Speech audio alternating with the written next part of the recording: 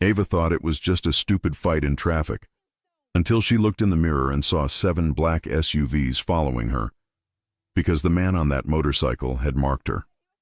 The black SUV showed up in her rearview mirror the same second the biker raised his middle finger at her. Horns blared on the Brooklyn-Queens Expressway, red brake lights in every lane. Ava Collins hit her palm against the steering wheel. "Are you kidding me?" she shouted.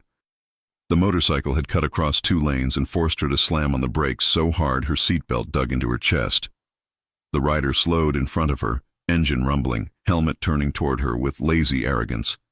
He tapped the back of his bike with his glove, a mocking little gesture. Ava lowered her window. "You almost hit me." He twisted his body just enough so she could see him. Dark jacket over broad shoulders, black helmet, relaxed posture. "You slammed your brakes first." His voice came through, deep and rough. "Maybe try paying attention." "You cut me off," she fired back. "There's a line. It's called a lane. You stay in it." He laughed once, short and amused. "Relax. Nobody died." "That's your standard? Nobody died? So you get to drive however you want?" "Are you always this dramatic?" he asked. "Or is it just my lucky night?" Her jaw locked. She was late for a client meeting that could decide her job. Her rent was due. Her gas tank was almost empty. And now this. "Trust me, it's not your lucky night," she said. "You're reckless and arrogant. And if there's a scratch on my car, you're paying for it." He lifted his visor halfway. Ava's words stalled. He was unfairly handsome. Strong jaw, dark stubble, full mouth, green eyes that met hers without a hint of apology. His face should have belonged to someone kind. It sat on a man who looked like trouble. "Eyes on the road, sweetheart," he said. "You're staring." "I'm staring at a problem," she snapped. "You think rules don't apply to you." He glanced at her hood, then back at her. For a second, the humor in his eyes cooled while he studied her. "Relax and drive home, Collins," he said. Her spine went stiff. "What did you call me?" The light ahead turned green. Cars behind them honked. He slid the visor down. "Light's green," he said, and with a twist of his wrist he disappeared between lanes. She sat frozen for 2 beats, pulse pounding. He could have seen her license plate. That was all. Her phone buzzed on the passenger seat. "Jenna, where are you?" "Clients are here. Ava. 5 minutes. It would be at least 20. She swallowed, followed the flow of cars off the expressway and onto city streets toward Brooklyn. She was still replaying the sound of him saying her last name when she saw it. A black SUV, 4 cars behind, glossy paint reflecting streetlights, dark windows, no logo. She forced herself to ignore it. At the next light, she turned right. The SUV turned right. Her shoulders tensed. She checked her mirrors again. A second black SUV rolled onto the street behind the first, steady and unhurried. At the next intersection, she went straight. So did both SUVs. Her chest tightened. She took an unnecessary left onto a side street with closed stores and dark windows. Both SUVs followed. Her fingers slipped on the steering wheel. She wiped her palm on her jeans. Her phone buzzed. She ignored it. She changed lanes. The first SUV matched. So did the second. Fear crawled up her spine. This was not normal. At the next light, the signal turned yellow. She pressed down on the gas and went through just before it switched. The SUVs rolled after her without even pausing. Her hand shot to her phone. She opened the call screen and hovered between 911 and her brother's number.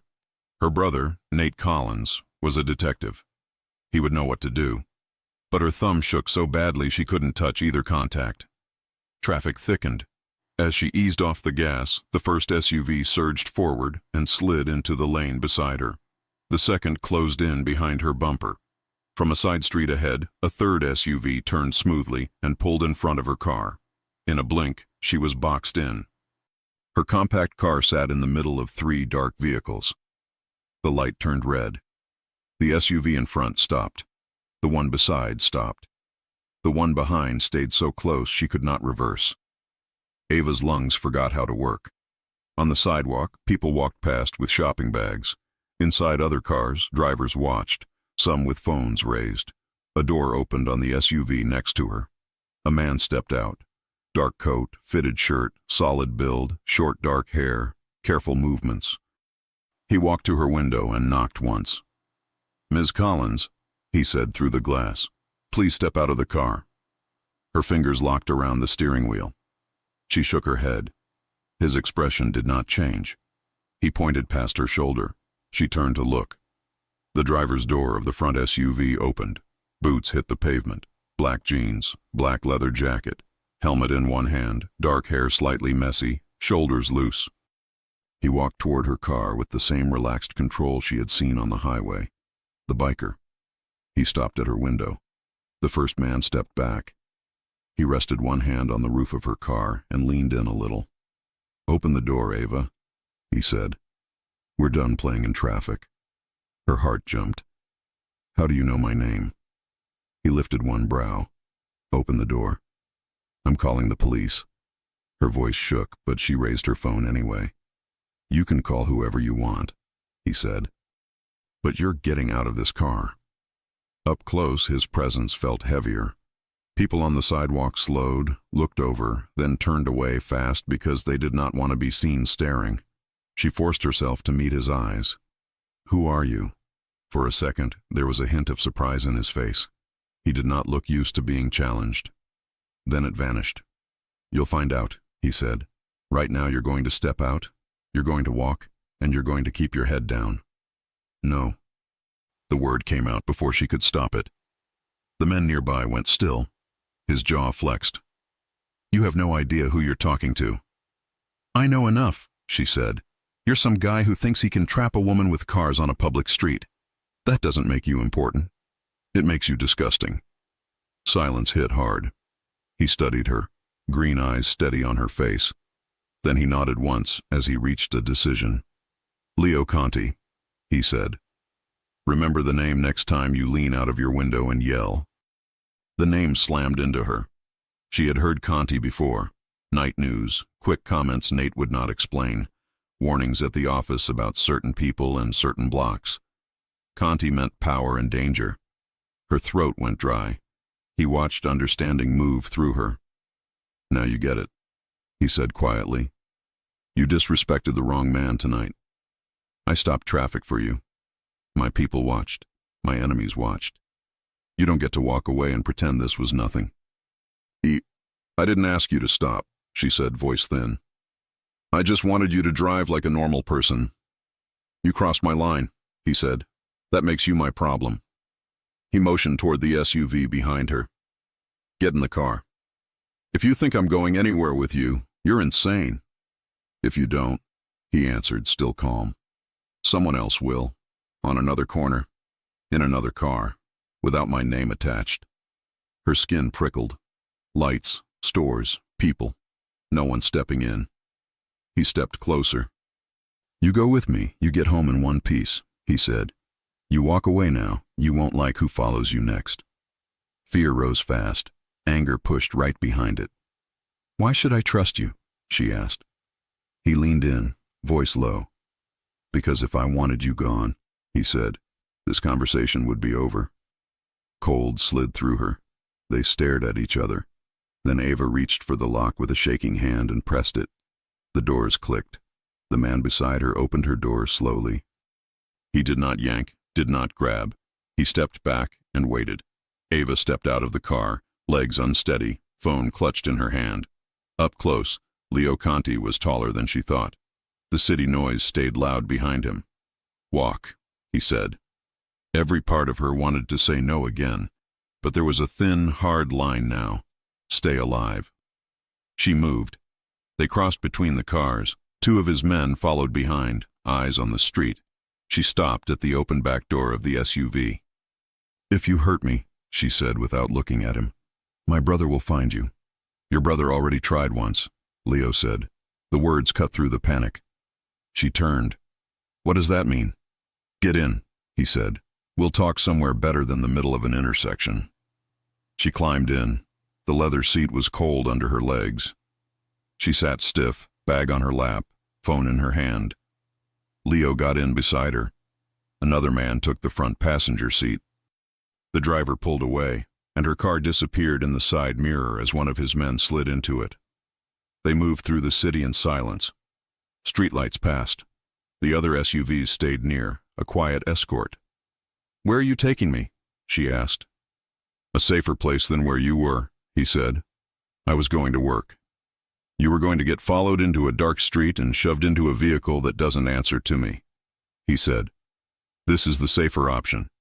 You don't get to decide that." He turned his head and looked at her fully. His eyes were steady. "You think you still control anything about tonight?" he asked. "That changed when you rolled your window down and called me reckless in front of a dozen phones."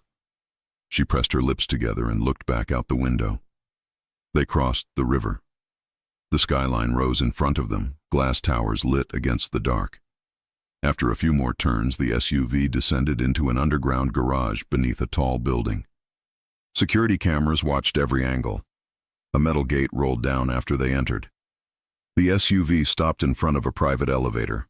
The driver got out and opened their door. Leo stepped out first and looked back at her. She stayed in her seat. "I'm not moving until you tell me what you want from me," she said. "Right now," he replied, "I want you alive." "That's not enough." "It's all that matters tonight," he said. "Come on." She slid out, legs weak. The garage was quiet and cold. Two of his men waited near the other SUVs. Two more fell in behind them as Leo walked toward the elevator. Inside, he tapped a code into a small panel. There were no floor numbers. The doors closed, and the elevator began to rise. In the metal reflection, she saw her own wide eyes and flushed face. Next to her, Leo stood still, hands loose at his sides, expression controlled. "You're going to let me go after this," she said. "That depends," he said. "On what?" "On whether letting you walk out draws a target on your back," he said. "If it does, you stay. You can't keep me here." The elevator chimed. The doors slid open. Ava stepped out and stopped. They were alone on an entire floor. Dark wood, floor-to-ceiling windows. The city spread out. A living area, dining table, open kitchen, closed doors leading to other rooms, security cameras in the corners, no hallway, no neighbors. "Welcome to my home," Leo said. She turned to him. "I want to go back to my life."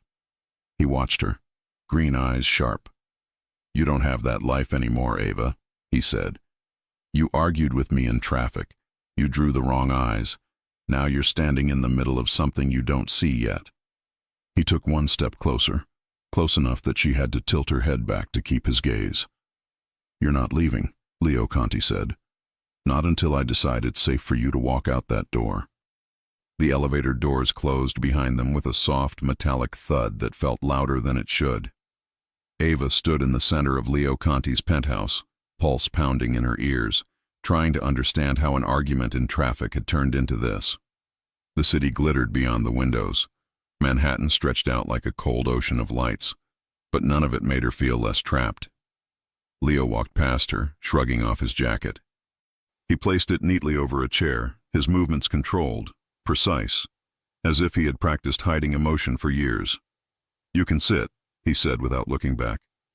"I'm not staying," she answered. "You are." He opened a cabinet near the kitchen, pulled out 2 glasses, and poured water into one. He set it on the marble counter, sliding it toward her without force. "Drink. You're shaking." "I'm shaking," she snapped, "because I was followed, boxed in, and dragged out of my own car." "You weren't dragged." "Don't do that," she said. "Don't soften what happened." For the first time since they'd entered the penthouse, he turned fully toward her. The city lights cast sharp shadows across his face, making his eyes look even more intense. "I didn't soften anything. If I wanted to intimidate you, Ava, you'd know. I didn't have you brought here to hurt you." "Then why?" "Because someone else was going to." He stepped closer, but not enough to touch her. "And they were going to do it tonight." Her stomach twisted. "How do you know that?"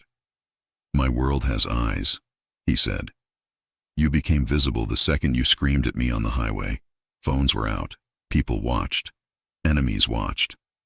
"You mean your enemies?" He nodded once. "And if they think you matter to me—" "I don't," she cut in.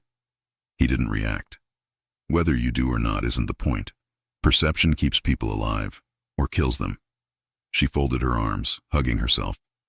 You're talking like some villain in a movie. Leo's expression didn't change. I'm talking like someone who keeps people alive for a living. That's not comforting. It wasn't meant to be. He walked to a wall panel and tapped in a code. The tinted glass darkened, giving them privacy from the outside world. The room felt smaller instantly. You're safe here, he said. You don't get to tell me that. I just did. Ava let out a humorless breath. Do you always talk like that? Like what? Like you own the air? He almost smiled. Almost. People hear me better that way. She hated that it made sense. He motioned toward the sofa. Sit. No. He exhaled slowly. Ava, you've had a long night. And whose fault is that? He walked toward her again. She refused to step back, though every instinct screamed to create distance. He stopped close enough that she could see the faint scruff across his jaw and the small scar near his temple.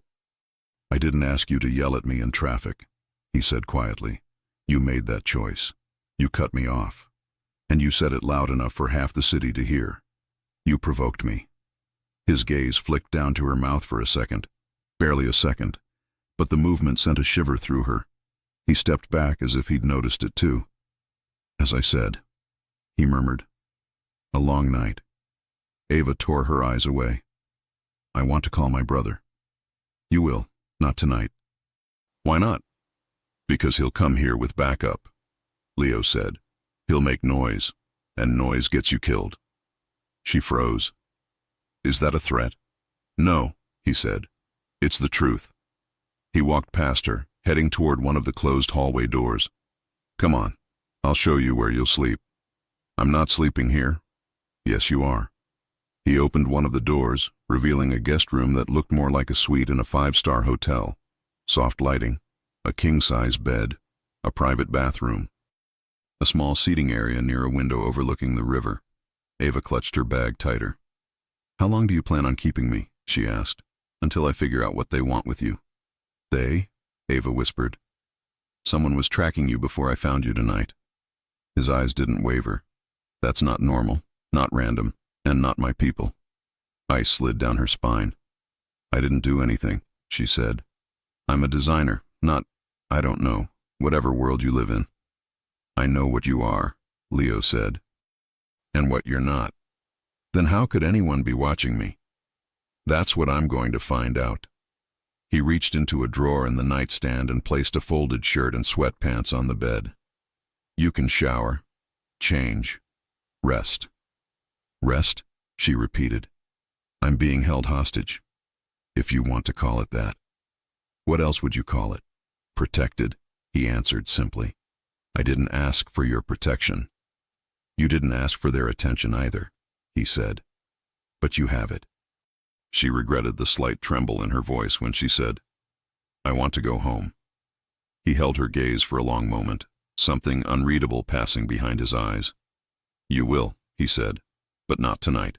He turned to walk away. Ava's words came out before she could stop them. Wait. He paused. Looked back. You said earlier. My brother tried once. Tried what? Leo's jaw flexed. Nothing you need to worry about tonight. Tell me. He stepped back into the room, voice lower than before.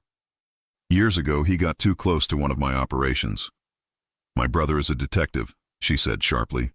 He does his job. You can't blame... I'm not blaming him, Leo said. I'm telling you he isn't a stranger to my world. That's why calling him tonight is a mistake. Her breath hitched. Are you saying Nate is in danger? I'm saying Nate knows the rules, and he knows you need to stay exactly where you are. He would never agree with this. Leo nodded once. Because he thinks he can control every situation. And you don't? He gave her a look, half challenge, half acknowledgement. I control what's mine. I'm not yours. His voice barely dropped, but it changed everything. Not yet. Her heartbeat stuttered. He didn't move closer. He didn't raise his voice. He didn't touch her. But the air between them thickened anyway, charged with something she didn't want to name. "Leo, you need sleep," he cut in. "We'll talk in the morning." He stepped out of the room, but before closing the door, he paused. "If you try to run," he said quietly, "my men will stop you." "Of course they will," she muttered. "But not because of what you think." She blinked. "What does that mean?" He held her gaze, then said, "Because I'm trying to keep you alive, Ava. Try to believe that, even if you don't believe anything else." The door clicked shut. Ava stood alone in the room, breath uneven, mind spinning. She looked around the luxurious space, the soft lighting, the too beautiful bed, the city beyond the glass. Then she turned and froze. On the far wall, high near the ceiling, a small security camera faced the room. Not blinking, not moving, just there, watching. She stepped toward it, her voice low. "This is insane." Somewhere beyond the door she heard footsteps. His, steady, unhurried, commanding. Ava backed away from the camera, heart racing again. She whispered into the empty room, "What do you really want with me, Leo Conti?" No answer came, but deep down she knew. The night wasn't close to over. Ava didn't sleep, not for a second. She lay on top of the covers, staring at the ceiling, replaying every moment of the night. The traffic fight, the SUVs, the way Leo Conti said her name like he'd known it forever, the camera in the corner, the quiet footsteps outside her room. Every sound inside the penthouse felt magnified. A door closing somewhere, a low voice, the faint hum of the elevator. Near dawn, exhaustion finally pushed her to sit up. Her hair was tangled, her shirt wrinkled, her nerves raw. She splashed cold water on her face in the bathroom, then changed into the clothes Leo had left for her, soft sweatpants and a long black t-shirt that smelled faintly like cedar and expensive cologne. She hated that the scent made her knees waver. She cracked the guest room door open. Silence. The penthouse was dim, the sky just beginning to lighten beyond the glass walls. She stepped into the open living space carefully, like the floor might disappear beneath her. Leo was there, sitting at the dining table, back to the windows, hands around a mug of coffee. He wasn't wearing a jacket, just a black t-shirt that fit across his shoulders in a way that made her pulse throb harder. His hair was slightly messy, like he'd run a hand through it too many times. He didn't look surprised to see her. He didn't even look tired. "Morning," he said. His voice cut clean through the quiet. Ava hugged her arms around herself. "Do you sleep?" "When I can." She stood by the kitchen island, keeping distance between them. "Did you watch me on the cameras?" "Only to make sure you didn't try to leave." "I wasn't going to." "Yes, you were." Annoyance flared through her exhaustion. "And what if I had?" "Then someone outside this building would have picked you up," he said simply, "and you wouldn't be standing here talking to me." She didn't like his calmness. It wasn't arrogance. She was beginning to realize it was something worse. Certainty. He didn't speak like a man making guesses. He spoke like a man who never gambled with what he couldn't control. "Leo," she started, uncertain. "You said someone was following me before I even saw you." "How do you know that?" He set his mug down. "Come here." It wasn't a command, but it wasn't optional either. Ava's chest tightened as she walked over, stopping a few feet from him. He tapped the table. A tablet lay there, screen lit, paused on a video. Her car, driving down a street she recognized near her office. Her breath stilled. Where did you get this?" "From one of my guys who monitors movement around certain locations." "Certain locations," she repeated. "Meaning what?" "Places that matter to my people," Leo said. "Places where threats show up." Ava's pulse picked up. "Why would my office matter to you?" He hesitated, not long enough for most people to notice, but long enough for her to catch. "Because someone connected to me used to work near there," he said. "Used to? Who?" He didn't answer. He pressed play. Her car rolled down the street. A man leaned against a lamppost near the bus stop, hood up, hands in pockets, pretending to scroll his phone. The camera zoomed slightly, She could see his lips moving, a small device in his ear. He wasn't waiting for a bus. He was watching her days ago, before the traffic fight. Her skin felt too tight. Is he one of Cole Bennett's men? Leo said quietly. One of his scouts. Ava blinked fast. Why would he be watching me? That's the question. His voice dropped. And the reason you're here. Her heart hammered with fear she couldn't swallow. This doesn't make sense, she whispered. I'm nobody. I don't know any of you. I don't know this Cole person. I don't know anything. And yet, Leo murmured, he watched you anyway. She shook her head hard, rejecting it. No, this is impossible. Maybe it's a coincidence. Maybe he was watching someone else. Ava. His voice cut through her panic, calm, firm, certain. No one in my world does anything by coincidence. She sucked in a breath, fighting the shake in her chest. So what does he want with me? Leo's jaw clenched, the muscle flicking once. That's what I'm figuring out. She wrapped her arms tighter around herself. You said something last night, about my brother, about him getting too close. What did Nate do? Leo leaned back in his chair, watching her with the kind of tired patience that came from years of dealing with chaos. Years ago, he said, Nate followed one of my shipments. He thought we were involved in something bigger. Someone gave him a tip. Someone? She asked. Who? Doesn't matter. His gaze sharpened. He got close enough that my people noticed. Close enough for what? To get hurt, he said simply, unless someone intervened. Something about the way he said that made her stomach twist. You? She breathed. Leo didn't confirm and didn't deny. He just watched her with those steady green eyes. Nate never told me any of this, she said. He wouldn't. Why not? Because he didn't want you in the middle of it, Leo said. The same reason I don't. But she was already in the middle. And my dad? She asked quietly. Does this have anything to do with him? Leo's face went still, completely still. Ava felt the shift even if she didn't understand it. My father worked undercover years ago, she continued. He died after a sting operation went wrong. Nate always blamed something. Someone. But he never explained. She stepped closer. He wouldn't talk about it. Ever. So I'm asking you. Stillness. Silence. Leo rose from the chair slowly. He wasn't intimidating her. He just took up space in a way that made everything else feel smaller. You want the truth? He asked. Yes, she whispered. He stepped toward her, stopping only when she could feel the heat of him. Some of it, he said, is mine to tell. Some of it isn't. That sounds like a yes, she breathed. You knew him. Leo didn't move. Did you?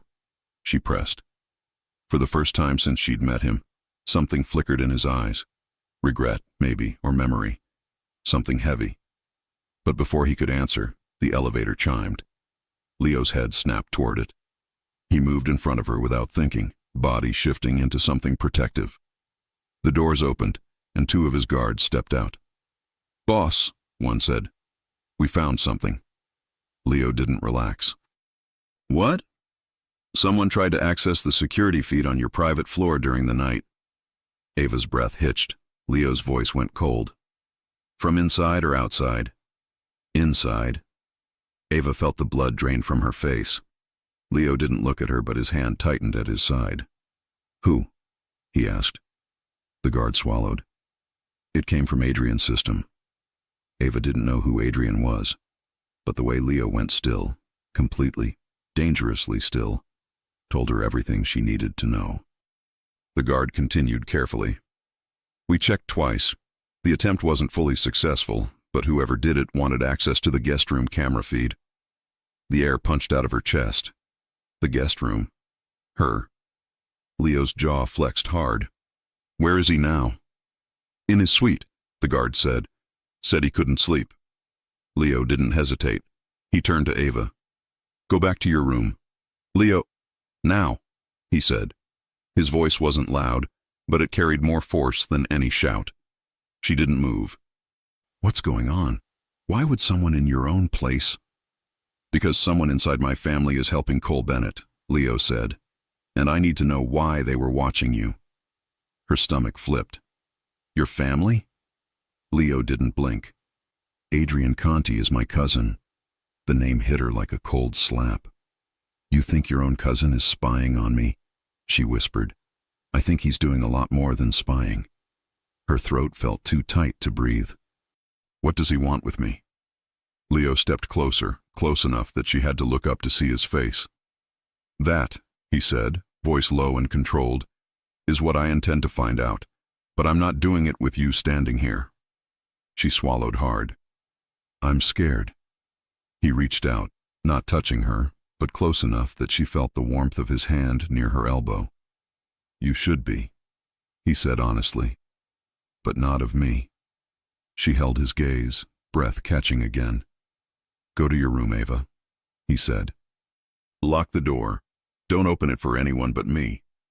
Her voice broke. What if something happens? His eyes hardened with something fierce and final. Nothing will happen to you, he said. Not while I'm breathing. Ava backed away slowly, heart pounding so loud it drowned out everything else. Leo turned toward his cousin's suite, shoulders squared, jaw set. He didn't look back. The last thing Ava heard before she closed her door was the echo of Leo's footsteps, steady, lethal, and ready for war. And in that moment, she realized something terrifying. She wasn't afraid of Leo Conti anymore. She was afraid of what he was about to do. Ava paced the guest room like a caged heartbeat.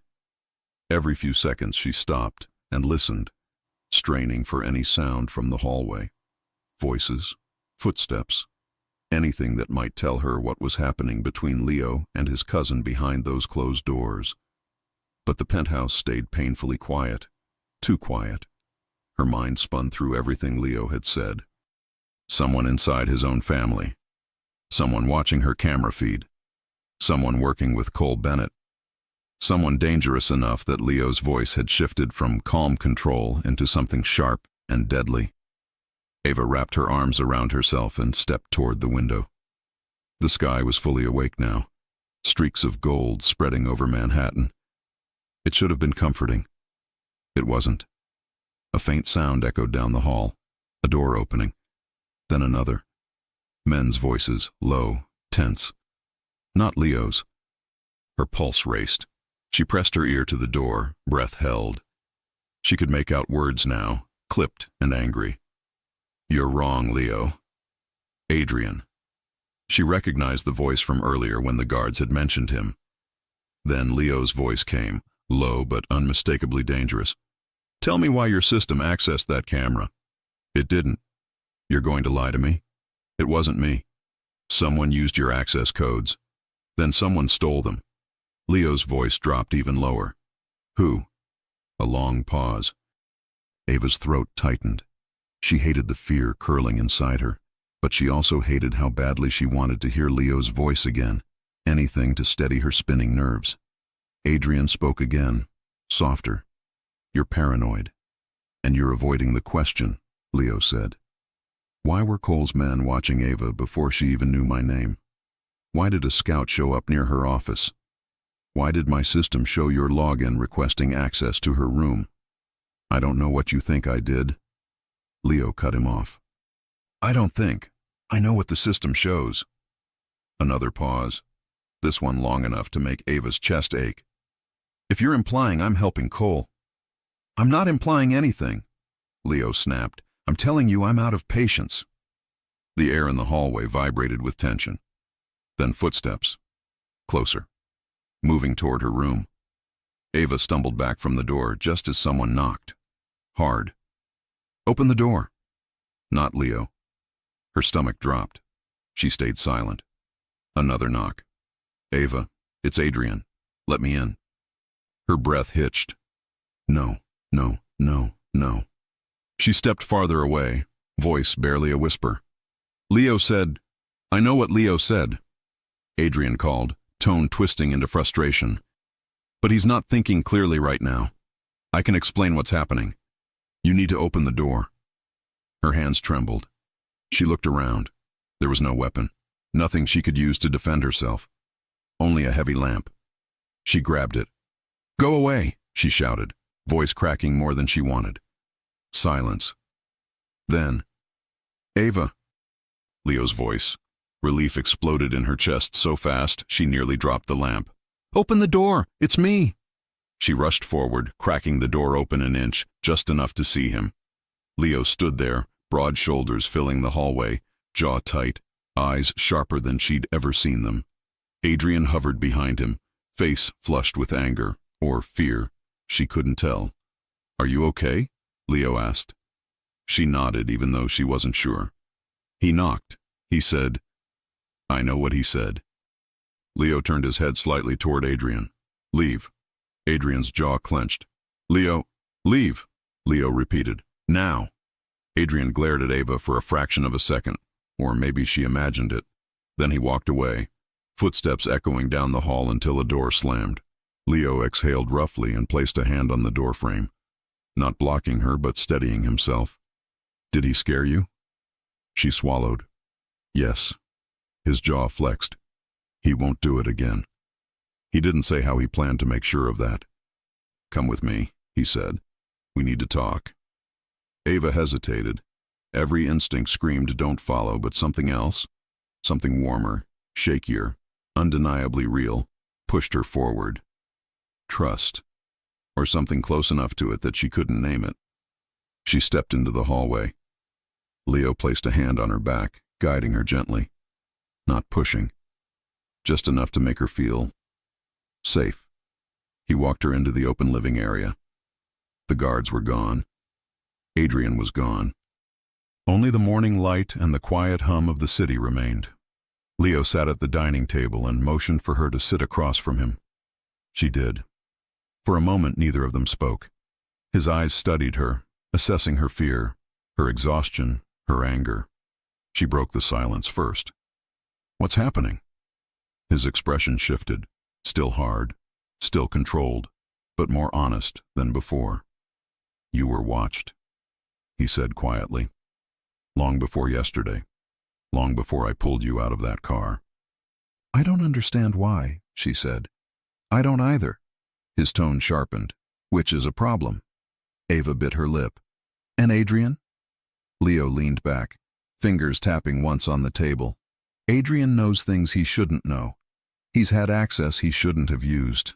And he's lying to my face. Why would he do that? For money, for power, or because Cole Bennett promised him something I can't?" The thought made her shiver. "And what about me? Why would a Mafia rival want anything to do with me?" Leo didn't answer immediately. He looked at her like he was weighing every word he planned to say. "Yesterday," he said finally, "when you yelled at me in traffic, I wasn't angry because of the words. You were." "I was surprised," he corrected. "No one talks to me like that. Not anymore." "So you, what, got offended?" His eyes flashed with the ghost of a smile. "A little." Despite everything, her lips twitched. "But that wasn't the problem," he continued. "The problem was the timing." "Timing?" "Cole's men were in the area. They saw you interacting with me. They saw the SUVs stop. They saw my men step out." His gaze locked onto hers. "And in my world, that means something." Ava's pulse quickened. "Like what?" Leo's voice dropped. "That you're connected to me." Heat crawled up her neck. "I'm not." "Doesn't matter," he said. "They think you are, and that makes you leverage." Ava's breath stalled. "So, I'm bait?" "No." His eyes hardened. "You're a weapon they think they can use." She shook her head. "Against you?" "Yes." "But why me? Why not someone else?" "Ava." His voice softened in a way that scared her more than anything else he'd said. "Your last name isn't a coincidence." Her stomach flipped. "Leo, your father," he said gently, "was involved in something bigger than you were told." The world tilted under her. "No," she whispered. "No, my father he was a good man. He worked undercover. He saved someone in my family," Leo said. "Saved him with his life." Ava stared, unable to breathe. You knew him, she whispered. Leo held her gaze steadily. Yes, he said quietly. I knew him. Her eyes burned as the room blurred around the edges. Leo leaned forward, elbows on the table, voice soft but unyielding. I didn't tell you last night because you were scared. You needed time to steady yourself. But your father wasn't just a cop who got caught in the wrong operation. He stepped into a situation meant to kill someone else, someone I loved, and he took the consequences. Ava's hands trembled.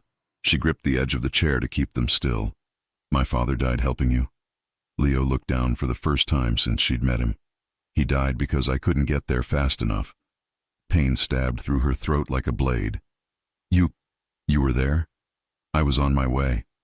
Ava's breath hitched. Why didn't Nate tell me? Because he blames me, Leo said quietly. And he should. Ava dug her nails into her palm. So what does this have to do with Cole? Everything, Leo said. He wants to use your bloodline to get to me, to make me lose control, to make me choose between power and protection. But that's insane, Ava whispered. In my world, Leo said, eyes meeting hers with heavy truth. Insane is strategy. Silence stretched thick between them. Ava finally whispered, so what happens now? Leo's answer came without hesitation. I protect you. I don't want protection. I want answers. You're getting them. And then what? You keep me locked in here forever? No, he said. Not forever. But not today, she said bitterly. No, he said again. Not today. A knock sounded at the far door, sharp and urgent. Leo stood instantly, tension flooding his posture. One of his guards appeared in the doorway. Boss, we have a problem. Leo's expression went glacial. What now? Adrian's gone. Ava's heart slammed against her ribs. Leo stepped forward. Gone where? We don't know, the guard said. He disabled 2 cameras before he left. And he took his car. Leo's jaw flexed once, the muscle twitching like a fuse had been lit. And that's not all, the guard added. A message was left in the garage. What message? The guard swallowed. Your guest, her name, written on the windshield. Ava froze. Leo turned slowly toward her. His eyes were darker than she'd seen them, harder, wilder. Ava, he said, voice razor sharp. You're not safe here anymore. Her breath stopped. Pack what you need, he said. Why? Where are we going? Leo didn't blink. To ground zero, he said. To the one place no one can reach you. And where is that? Leo answered without looking away from her. To war. Ava didn't remember grabbing her bag. She didn't remember following Leo through the penthouse. She barely remembered the elevator doors closing around them as they descended into the private garage. Her mind repeated only one thing. Adrian is gone, and he wrote my name. Her legs moved, but her thoughts dragged behind her like dead weight. Leo walked 1 step ahead, long strides, shoulders tense, every inch of him coiled in silent rage. Not loud, not explosive. Worse, controlled. The kind of control that meant someone was about to learn what it felt like to cross him. The elevator opened into the cavernous underground garage. Several of Leo's men waited there, alert, armed, scanning every corner. One of them stepped aside, revealing a black SUV with something smeared across the windshield. Ava's stomach clenched. Her name, Ava, written in bold red strokes from one end to the other. Paint, or something thicker. Leo stepped closer. The tension in his shoulders tightened in a way that made every man in the room straighten. He didn't touch the windshield. He didn't swear. He didn't shout. He exhaled through his nose, slow, lethal. Cole wants a reaction, he said. Adrian delivered it. Ava swallowed. Was this meant to scare me? No, Leo said calmly. It was meant to scare me. Then he finally turned toward her. His eyes weren't angry at her. They were angry for her. Ava, listen to me carefully, he said. We're moving to a safer location. No one knows it exists except my inner circle. Your inner circle? She whispered. But Adrian is out, Leo said sharply. He made sure of that. Her pulse hammered in her throat. And what if he tells Cole where you're taking me? He can't. Leo's tone didn't waver. Adrian never learned about this safe house. No one does unless I choose to share it. A guard approached. Boss, route is clear. Leo nodded once, then looked at Ava again. You'll stay close to me, he said. Not behind, not in another car, with me. Understood? Her voice barely formed. Yes? He opened the door for her himself, not like a gentleman, but like a man placing something precious inside a vault. She slid into the passenger seat, still trembling. Leo got in beside her and shut the door. The engine started. The caravan of SUVs moved as one. Ava breathed out slowly, staring straight ahead. This is insane. Leo glanced at her. No, this is organized. That's not comforting. It should be, he said. The only chaos here is Adrian's betrayal. She hugged her arms around herself. What did he want? Why would he work with Cole at all? Leo didn't answer immediately. He took a left into a narrower tunnel beneath the building, one Ava hadn't even noticed existed. Adrian's ambition has always been bigger than his loyalty, Leo said at last. And Cole knows how to use ambition like a weapon. So he was working with your enemy to, what, replace you? Leo gave a humorless breath. He wanted more power. Cole wanted a crack in my walls. They used each other. And me? She asked softly. Why me? Leo's hands tightened on the wheel. Because Cole wanted someone personal, someone close enough to hurt me without firing a single shot. Ava looked out the window. But I'm not close to you. A pause. Leo didn't look at her. You became close the second I pulled you out of that car. Her heart thudded. Not from fear. Something warmer. Dangerous in a different way. She faced him. Leo, my father. You never finished telling me. His jaw clenched. I told you enough. No, she said, voice steady now. You told me fragments. You said he saved someone in your family. You said Nate blames you. You said he died because you couldn't get there fast enough. I need to know what really happened. Leo pulled the car into a hidden ramp that sloped upward, leading to an unmarked exit onto a quiet street. The city noise faded behind the tinted windows, becoming distant and irrelevant. You're asking for a truth that doesn't fix anything, he said. Then tell me anyway. His fingers drummed once on the steering wheel. A muscle flicked in his jaw. He didn't answer until they'd merged onto a sparsely trafficked road that cut between warehouses. Your father, he said slowly, was part of an undercover task force investigating several families, mine included, but he wasn't after me. Then who? My brother, Leo said quietly. Luca, he was 17 at the time, too young, too reckless. He got caught up in something that wasn't meant for him. Ava's chest tightened. The operation where my father died was supposed to be an extraction, Leo said. Your father infiltrated the location because he knew Luca was inside. He went in to help him. She blinked fast. My father saved your brother. Yes? And you said he died because you didn't get there in time. Leo inhaled, long and slow. I was on my way, he said. I had intel that the location was going to be hit by a corrupt officer, someone working with another crew. I knew your father and Luca were inside. I was minutes away. His voice lowered. When I got there, your father was already down. Ava's breath fractured in her chest. Leo. Luca ran to him. Leo said quietly, your father told us to leave, to run. He stayed behind to block the shot. He saved my brother's life with his last breath. Her eyes burned.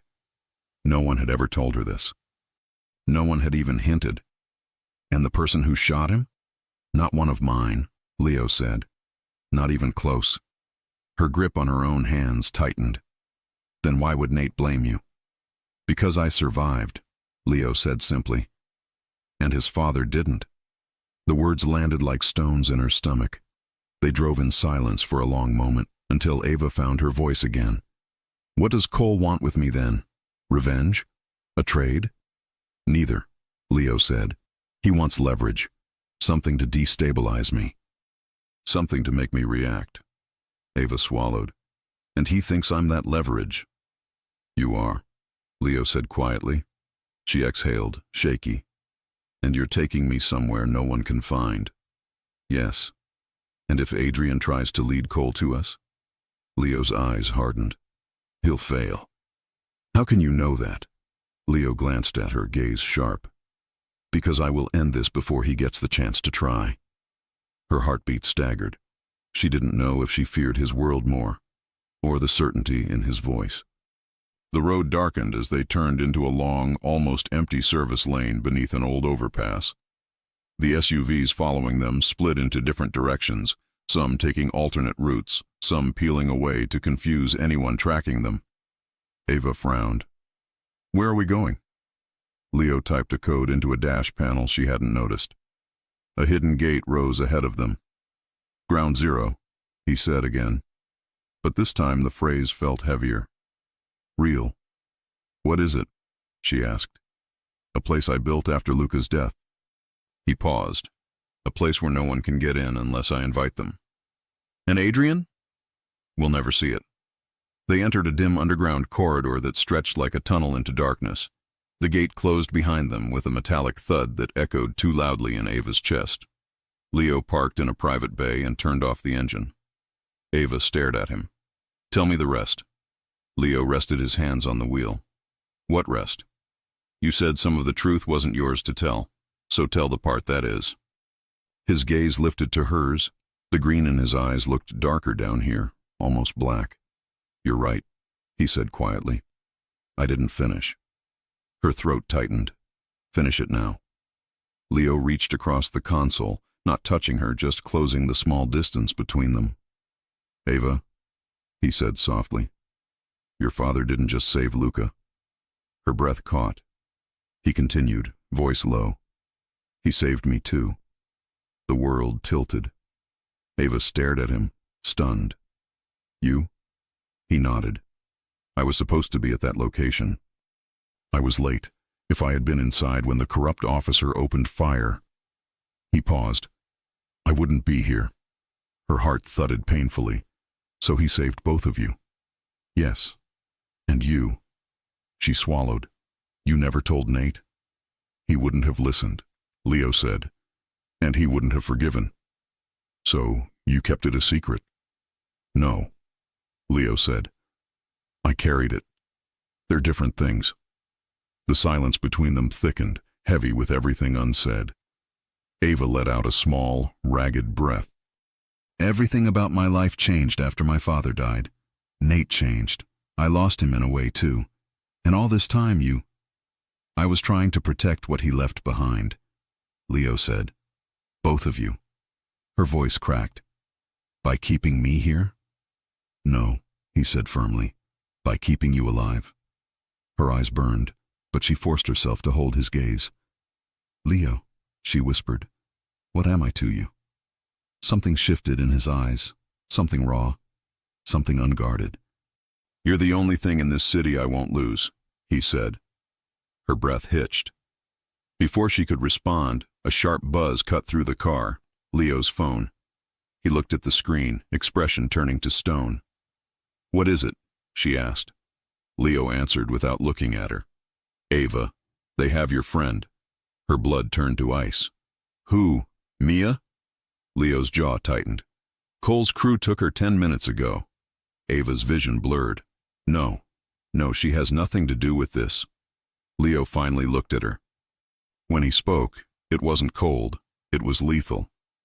They took her, he said, because they couldn't find you. Ava's fingers trembled uncontrollably. Leo reached for her hand, not grabbing, just grounding. We're going to get her back, he said. But you need to understand something. What? She whispered. He leaned in, voice quiet and deadly calm. Cole Bennett just made this personal. Ava had never heard silence roar before. But inside Leo's hidden safe house, deep underground, doors sealed behind steel and codes, silence didn't feel empty. It felt like a countdown. Her breath trembled as she stared at Leo, still processing the message that had shattered whatever remained of her composure. Mia was taken. Her best friend, her closest person in the world, because they couldn't find Ava. Ava covered her mouth with both hands. Mia. Mia doesn't even know your name. She's innocent, Leo. She's my person. I know. She's probably terrified. She hates confrontation. Ava's voice cracked, and she swallowed hard, eyes burning. This is my fault. Leo moved instantly. No, he said sharply. This is not your fault. This is Cole's fault, and Adrian's, and mine. His voice, usually calm, controlled, held something new, something brutal. A vow, a promise of violence. Ava shook her head, panic rising fast, swelling hot and unbearable in her chest. I have to go to her.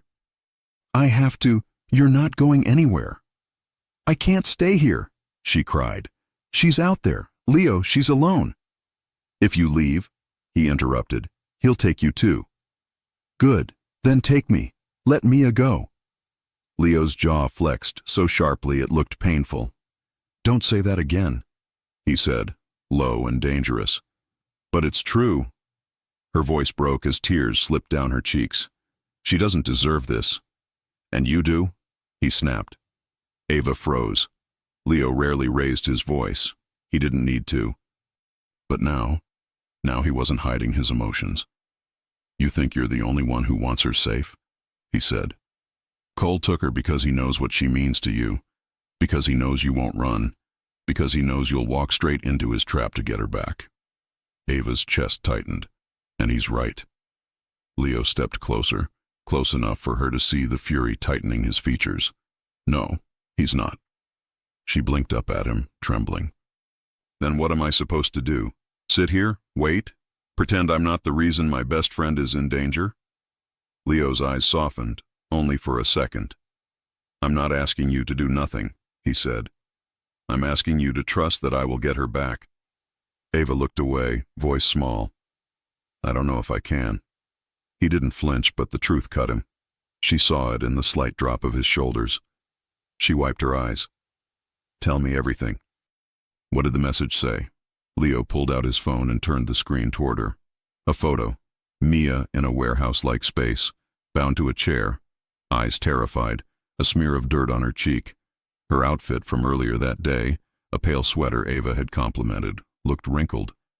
Behind her a man's shadow fell over the concrete floor. Ava's breath hitched.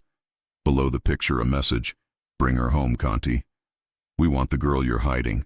You have 12 hours. Ava stepped back like she'd been hit. Oh my God. Leo lowered the phone. They won't hurt her before the deadline, he said. Cole wants you alive. And scared. Both serve his purpose. Ava pressed her palms to her eyes. I'm going to be sick. Leo reached out and steadied her elbow, not gripping, just supporting her weight when her knees almost gave out. Sit, he said softly. She sank into the edge of a leather bench, shaking. Leo crouched in front of her, eye level. I'm going to ask again, he said. Do you trust me to get her back?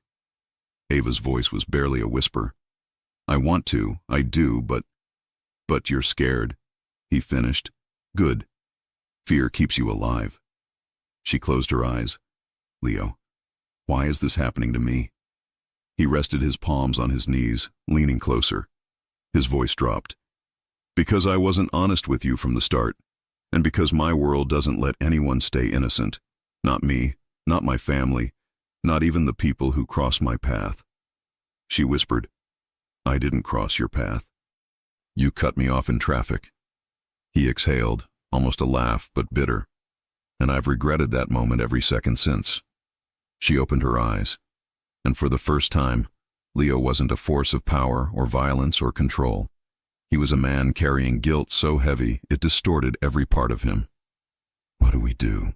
She whispered. Leo stood slowly, eyes darkening into something sharper than anger. First, he said, I find out where Cole is holding her. How? He didn't answer with words. He reached into a storage rack beside the SUV and pulled out a black case, snapped it open. Inside, weapons, devices, encrypted radios. Ava stared, chest tightening. Leo glanced at her. I'm not going to war blind. Her voice trembled. This is insane. This, he said, loading a magazine with chilling efficiency, is sanity in my world. Ava forced herself to breathe. You said you built this place after Luca died. But why? Why do you need something like this? Leo closed the case and turned to her.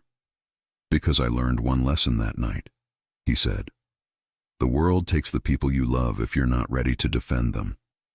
Ava shivered at the naked truth in his voice. And now, he added, Cole made the mistake of taking someone you love. Her stomach twisted painfully. Leo, please tell me you're not planning to kill him. Leo's answer was automatic. I plan to end him. Ava's breath hitched. I don't want anyone dying because of me. Leo walked toward her slowly, stopping inches away, his shadow falling over her. You don't get to decide what happens to men who hurt people under my protection, he said quietly. Cole made his choice. She shook her head, tears threatening again. Leo, this isn't who I am. I know, he murmured, and I don't want this to be who you have to be either. He lifted her chin with 2 fingers, gently but firmly guiding her gaze to his. You asked me earlier what you are to me. Her breath stalled. Do you want the truth? He whispered. She nodded.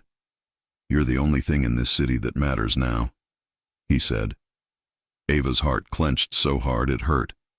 He dropped his hand and stepped back before she could answer, before she could even understand what the truth meant. He walked to a wall panel and pressed his thumb to it. A hidden door slid open, revealing screens, footage from cameras across the city, streets, parking lots, alleyways, a command center, a war room. Leo's voice sharpened. We don't have much time. Ava approached him slowly. Tell me what you need from me. Leo turned to her, his face softened, not with weakness, but with something dangerously close to vulnerability. I need you, he said, to stay alive long enough for me to get your friend back. Ava swallowed. And after that? He looked at her like the rest of the world had fallen away. After that, he said quietly, everything changes. Her pulse fluttered. She stepped closer, eyes locked on his. Leo, what if they hurt her before we get there? They won't, he said. How do you know? He leaned in, voice barely a breath. Because Cole wants me desperate, and nothing makes a man desperate like watching someone he cares about suffer. Ava didn't breathe. And you care about me? She whispered. Leo didn't hesitate. Yes. Her heart nearly stopped. He lifted a hand, cupped her jaw, gentle, steady, grounding. Ava, he murmured, I'm going to get her back. I'm going to end this. And then we're going to talk about what this is. Her pulse pounded in her throat. Leo. He didn't kiss her. He didn't pull away. He just held her there, his thumb brushing her cheek, his eyes locked with hers, until her heartbeat slowed under his touch. Then, the door burst open. Leo's guard rushed inside. Boss, we found Cole's location. Leo's jaw hardened. Where? The guard swallowed. An abandoned shipping yard in Red Hook. Ava's blood froze. Red Hook. Rough, quiet, isolated. Leo's expression shifted into something terrifyingly calm. Get the vehicles ready, he ordered. The guard ran. Ava whispered, When do we leave? Leo turned to her. We don't. Her breath caught. What? You're staying here. No. She stepped toward him. Leo, I'm going. She's my best friend. I have to. You're not stepping into a war zone, he cut in sharply. I'm not staying behind. You are.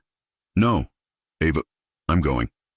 Leo grabbed her waist, not hurting, but stopping her, holding her in place right in front of him. Her breath hitched.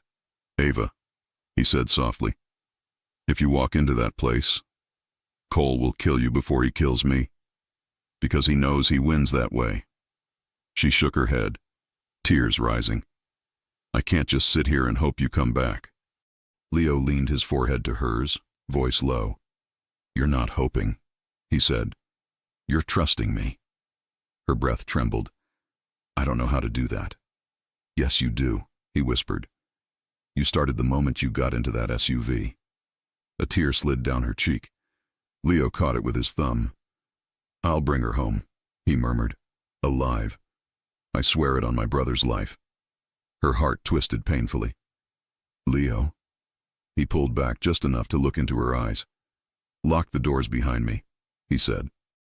"Don't open them for anyone but me." She nodded shakily. "And Ava?" "Yes?" He hesitated, a rare crack in his armor. "When I get back," he said, "nothing will keep me from telling you what you mean to me." Her chest tightened. "What do I mean?" Leo's lips parted, but the guard reappeared at the door. "Boss, we're ready." Leo stepped back, jaw set, expression slipping into the one the city feared. "Stay alive," he told Ava. "I need you to stay alive." Then he turned and walked out. The door slammed shut behind him. Ava's breath broke. Somewhere out there, Mia was waiting. Somewhere out there, Leo was about to walk into a trap. And somewhere deep inside her, a truth she wasn't ready to say out loud threatened to rise. She was already in love with him.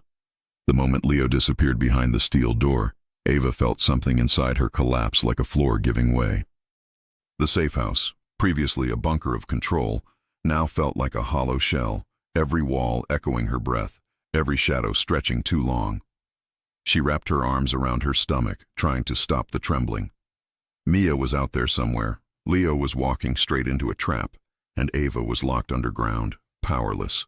Her knees buckled, and she slid down the side of the concrete wall until she was sitting on the cold floor. She pulled her legs to her chest and pressed her forehead against her knees, swallowing down rising panic. "Please, God, don't let anything happen to them." Her voice cracked into the empty room. No one answered. Not even the hum of the ventilation system felt comforting. She stood, too restless to stay still. She paced back and forth, counting the seconds, then minutes, then the long stretch of an hour. Every sound outside made her jump. The distant vibration of machinery, the settling of metal beams, the faint buzz of security monitors. The safe house wasn't built for comfort, it was built for survival. But Ava had never felt further from surviving anything. She stopped at the mirror. Her reflection looked like a stranger. Eyes red, hair messy, face pale. She ran her hands through her hair, trying to gather herself. "He's going to be okay," she whispered. "He promised." But promises didn't stop bullets. And Leo was the kind of man who would take every bullet in the world if it meant protecting someone he cared about. He was reckless in that way, not with life, but with himself. Her chest ached. What if I never see him again? Then she remembered the way he cupped her face before leaving. The promise in his eyes. The softness he rarely let anyone see. A softness that was only for her. A pressure built behind her ribs. Fear, longing, love. Everything tangled until she couldn't breathe. A sudden beep jolted her out of her spiral. The keypad by the door flashed red. Someone was trying to open it. Her heart slammed into her throat. Once, twice. The third code attempt failed. She backed away from the door, pulse hammering. "Leo," she whispered. No answer. She scanned the room, a lamp, a chair. Nothing that could defend her from a man with a gun. Her hands shook violently as she grabbed the lamp anyway, holding it like a weapon she had no idea how to use. The keypad beeped again. Wrong code. Then, a fourth attempt. Green light. Access granted. Ava froze. The lock turned. The metal door slid open. A tall silhouette filled the doorway. Her grip loosened on the lamp. "Leo?" He stepped into the light. His shirt was stained with blood, some dry, some fresh. His cheekbone was bruised and swollen. His knuckles were scraped raw, and there was a cut along his ribs that looked deep enough to need stitches. But his eyes, those fierce, unmistakable eyes, were locked on her like nothing else existed. Ava dropped the lamp. "Leo! Oh my God! Leo!" He shut the door behind him and turned the lock, exhaling slowly, like he'd been holding his breath for hours. "Are you okay?" he asked, voice softer than she'd expected. She launched herself forward before she could think, hands flying to his chest, as if needing physical proof that he was real. I thought I was scared. I didn't know. He caught her face in both hands, pulling her closer. Ava, breathe. But she couldn't, not until she asked the only question that mattered. Mia, she whispered. Leo leaned down so their foreheads almost touched. She's safe. Her chest cracked open with relief so sharp she gasped. Tears filled her eyes. She clutched his shirt tighter. Safe? Really safe? Is she hurt? She's shaken, but alive. His thumb brushed her cheek. My men are taking her home. A sob escaped her. She pressed a trembling hand to her mouth. Thank God, Leo, thank God. He pulled her into his arms, holding her tight. She melted into the warmth, the strength, the smell of smoke and gunpowder, and the faint trace of the cologne she'd memorized without realizing it. He was solid, hot, alive, and yet... Ava pushed back slightly, eyes scanning his injuries. You're bleeding. Leo, what happened to you? It looks worse than it is. She gave him a look. That's not comforting. A ghost of a smile tugged at his lips. You and your honesty. You were shot at, she said, voice breaking. Or stabbed. Or, Leo, sit down. I'm fine. You're not. He opened his mouth, stubbornness ready to fight. But then something flickered in his eyes, something exhausted and vulnerable, and his shoulders sagged just enough to tell her the truth. He wasn't fine at all. Ava grabbed his hand. Come here. She guided him to the sofa in the corner and pushed him gently until he sat. He didn't resist. He watched her, eyes tracing every frantic movement she made. She knelt in front of him. Tell me exactly what happened, she demanded. Leo didn't answer right away. He brushed a strand of hair behind her ear, fingertips grazing her cheek. Her breath caught. War, he said finally. A short one, but loud. She swallowed. And Adrian? His expression hardened. Adrian made his choice. The finality in his voice sent a chill down her spine, but she didn't push. Not yet. And Cole? She whispered. Leo leaned back slightly. He escaped, but he no longer has an army. His men are scattered. His network is gone. So, it's over. For now. Ava exhaled shakily. Leo, I was terrified you wouldn't come back. His jaw tightened. I told you I would. But I didn't know if you'd keep that promise. He studied her, quiet, intense, unreadable. Then he reached out, cupping her face again, his thumb brushing away a tear. Ava, he whispered, there was never a world where I didn't come back to you. Her heart twisted painfully. You promised me something before you left, she said. Leo went still. You said that when you got back. Nothing would keep you from telling me what I mean to you. His breath stalled. His eyes softened. Slowly, deeply, like a wall cracking open. He leaned forward until his forehead touched hers again, both of them breathing the same small space.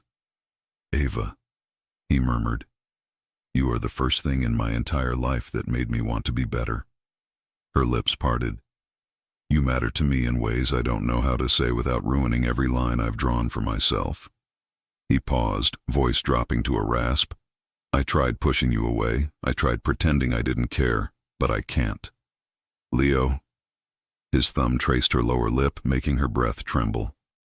You asked what you are to me, he whispered. You're the one thing I'll never let anyone touch. You're the woman I would burn this city for.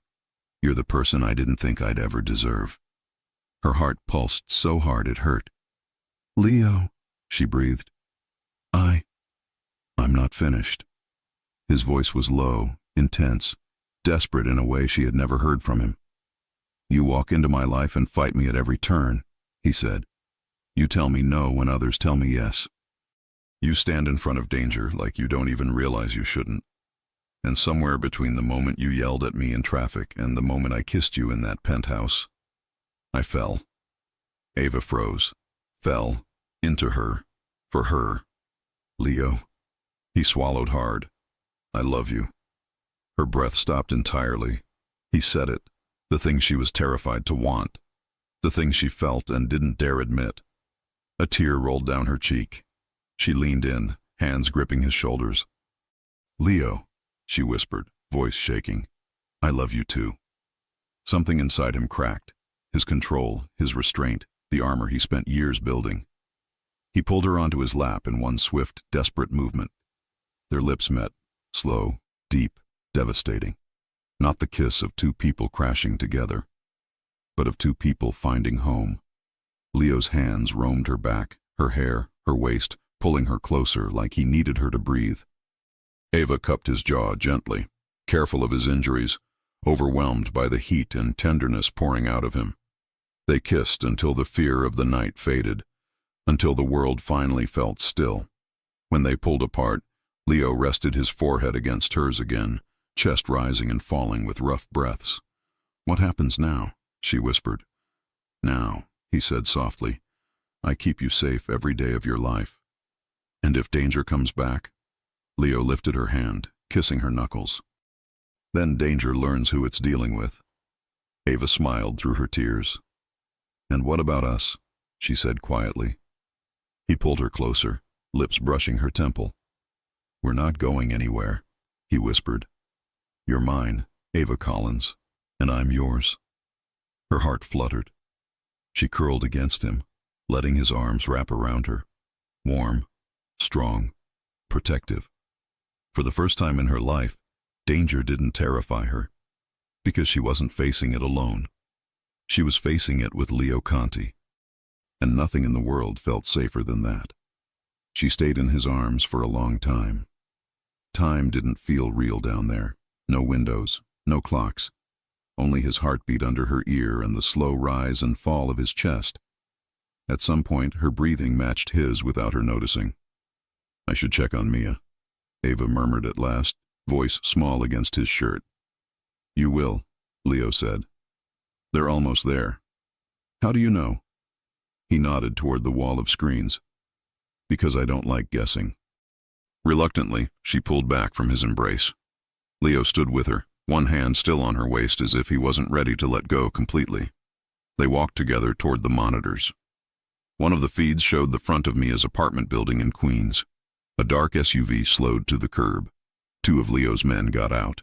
A moment later, a small figure rushed into frame. Mia. Ava pressed her fingers to her lips, eyes filling again. Mia sprinted toward the door, turning once to say something to the men.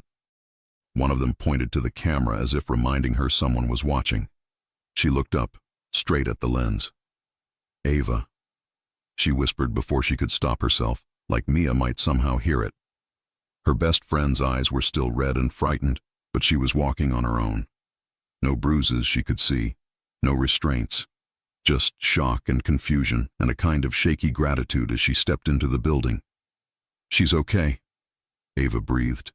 Leo's hand found the small of her back. Told you. A few seconds later, Ava's phone buzzed in her pocket. She fumbled it out with shaking hands. Mia. Ava. Where are you? They said her safe, but I don't even know what that means. I was so scared Ava's throat closed. Her fingers flew over the screen. Ava, I'm safe, I promise. I saw you on a camera. I'm so sorry this happened to you. 3 dots appeared, disappeared, appeared again. Mia. Who are these guys? Ava glanced at Leo. He watched her carefully, giving her the space to choose what to say. She typed slowly. Ava, it's complicated. I'll explain everything when it's really over. Right now I just need to know. You're home, door locked, right? Mia, door triple locked. I'm shaking so bad. But they were weirdly respectful. One of them said, the boss owes you a favor now. Do I even want to know what that means? Ava swallowed and answered. Ava, it means you're safe, and you're never walking home alone again, okay? A small laugh emoji came through, followed by a crying one. Mia. Okay, I love you, Ava. Love you too. Sleep if you can text me when you wake up. When the chat went quiet, Ava lowered the phone and let out a breath she felt like she'd been holding since the first picture of Mia came through. Leo studied her profile. You did good, he said. I didn't do anything, she replied, voice rough. You did. I did what I was supposed to do. She turned to him. Most people don't risk their lives for someone they barely know. His jaw flexed like he was trying not to say something, then gave up on resisting. "I don't barely know you anymore," he said. "That ended the night you called me reckless and looked me in the eye like you weren't afraid to die on that road." "I wasn't trying to die," she said. "I know." His mouth twitched. "That's what terrified me." A small knock of reality tapped at the back of her mind. "Nate," she said quietly. Leo's eyes cooled a little. "Your brother." "He's going to find out," Ava said. "About Mia, about you, about all of this. He won't let it go." "I know. And he hates you." "I know that too. He thinks you're responsible for Dad." Leo didn't look away. "He's not wrong to wish it had gone differently." She swallowed. "What happens when he realizes I chose to stay with you?" Leo stepped closer, closing the distance until her back almost brushed the edge of the console. "Then we deal with it," he said. "Together. He might come after you." "He already did once," Leo said. "He didn't stop me then. He won't stop me now." She searched his face. "I don't want you to hurt him." "I won't," he said simply. "You can't promise that." "Yes, I can." His voice softened, but the steel in it stayed. "I don't hurt the people you love." Something about the way he said that made her chest constrict. "You're not afraid of him?" she asked. Leo almost smiled. "I'm not afraid of men who follow rules. I'm afraid of the ones who don't think they have to." "And which one are you?" she asked, holding his gaze. His eyes warmed in a way that made her knees feel weak. "I used to be neither," he said. "Now? Now what? Now I'm the man who rewrites his own rules because a woman who should hate him told him she loves him." Her cheeks heated. "You make it sound bigger than it is." "I haven't even started," he said quietly. A quiet alarm flashed on one of the screens. One of Leo's men appeared on a video feed outside the safe house door, waiting. Leo glanced over his shoulder, then back at her. "They're bringing in a medic," he said. "He'll patch me up in the other room." "You didn't tell me that," Ava said, frowning. "I didn't plan to," he admitted. "I was hoping you'd be too distracted by my charm to notice the cut on my side." She rolled her eyes, but the smile on her face was real this time. "Sit, I'll walk you over." He let her guide him, one arm over her shoulders when the movement pulled too hard on his injuries. He didn't complain. He only winced once when she wasn't looking. In the doorway, he stopped. "Ava." She looked up. "Yeah?" "I meant what I said," he told her, "about everything changing." Her pulse picked up. "What does everything look like to you?" He studied her like he was memorizing the answer she hadn't given yet. "You staying somewhere that isn't a target," he said. "You working where no one can use your name as leverage. Me cutting ties with anyone who still thinks they can touch what's mine. That sounds like you starting a war with half your life." "Maybe I am," he said. "Maybe it's time." She hesitated. "And if I ask you for something normal? Dinners that don't involve cameras. Nights without guards at the door. Mornings where the only alarm is my phone." He didn't even blink. "Then I figure out how to give you that," he said. "No matter what it costs me." She stared at him, heart aching in a completely new way. "You're serious," she whispered. He leaned down, pressing a kiss to her forehead, his lips lingering there for a second longer than necessary. "I don't know how to be anything else with you," he said. A knock came from the other side of the hall. "Boss?" a voice called. "We're ready." Leo straightened. "I'll be back in a few minutes," he told her. "Take longer," she said. "Let them actually fix you." He smirked faintly. "Yes, ma'am."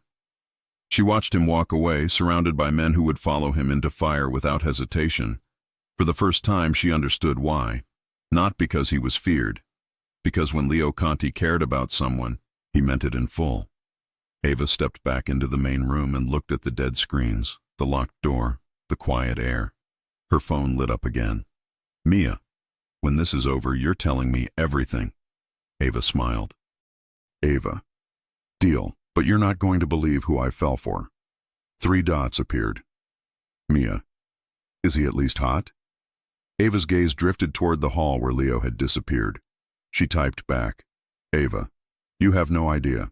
She hit send, then slipped the phone into her pocket and exhaled. Danger wasn't gone. Nate would come.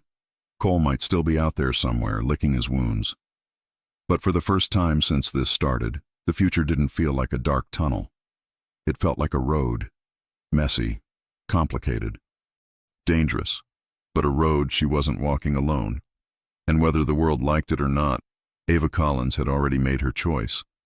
She chose Leo Conti, and she wasn't planning to let go.